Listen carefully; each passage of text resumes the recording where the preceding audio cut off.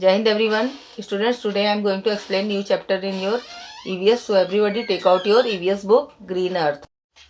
Students, everybody open page number 78. Today I will explain lesson 16. Chapter name is Our Universe, यानी कि हमारा ब्रह्मांड.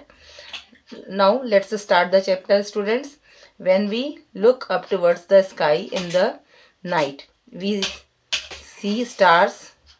The vast area in which we see stars, a moon and many other heavenly bodies is called space.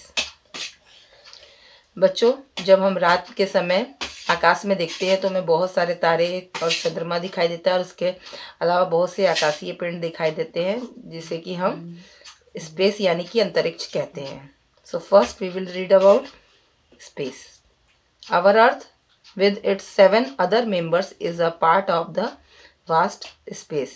हमारी धरती और उसके 7 और दूसरे मेंबर हमारे अंतरिक्ष के एक बहुत बड़े भाग हैं. This space is called the universe. और इसी अंतरिक्ष को ब्रह्मांड कहा जाता है.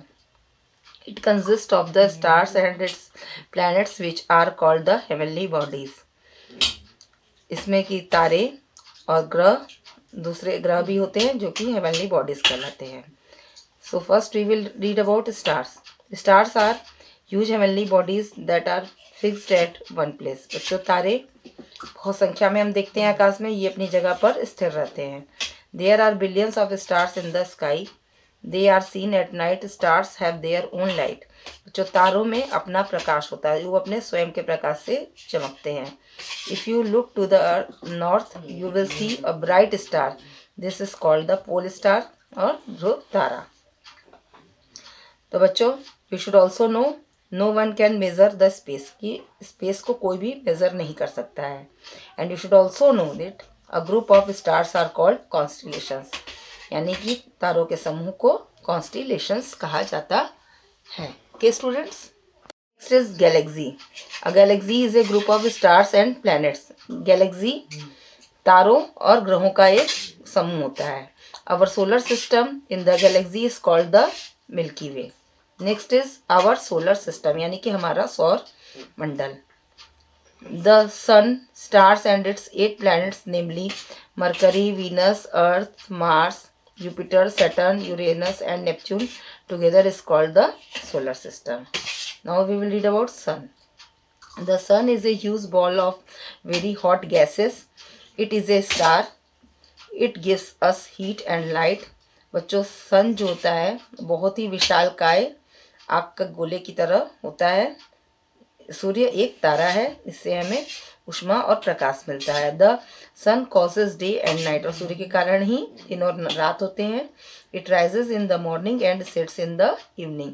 यह सुबह उगता है और शाम को अस्त होता है. The time between sunrise and sunset is the day time.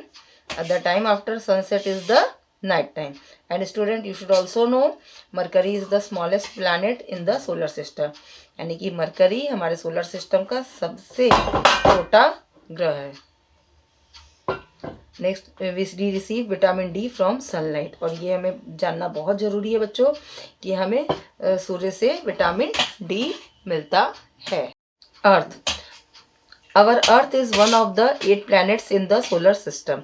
बच्चों, पृथ्वी सूर्य के चारों ओर चक्कर लगाती है और हमारे प्लैनेट का यह भी एक, हमारे सौर मंडल का यह भी एक प्लैनेट है.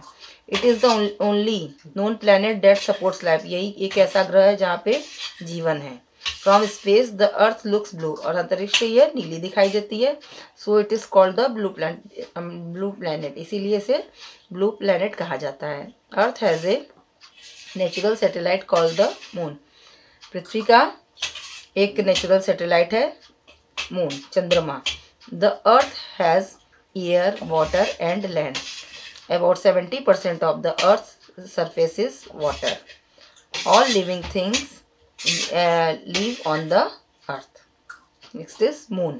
The moon is round like the sun. बच्चों, सूर्य की तरह चंद्रमा भी गोल होता है. It moves around the Earth. ये पृथ्वी के चारों ओर चक्कर लगाता है. That is why it is called the natural satellite of the Earth. इसी कारण हम इसे पृथ्वी का प्राकृतिक उपग्रह बोलते हैं. We see the moon in the night sky. It does not have its own light. It reflects sunlight. The moon keeps changing its space, its shape every night. बच्चों, चंद्रमा अपना आकार हर रात को बदलता रहता है. The changes in the shape of the moon are called the phases of the moon. और जो चंद्रमा के आकारों में परिवर्तन होता है उसे चंद्रमा के फेसेस कहते हैं. It takes 29 days to revolve around the earth. यह 29 days में It takes 29 days to revolve around the earth. ये पृथ्वी के चारों ओर चक्कर लगाने में 29 days का समय लेता है. Okay students, so read this chapter and complete exercise work yourself. Till then, thank you students.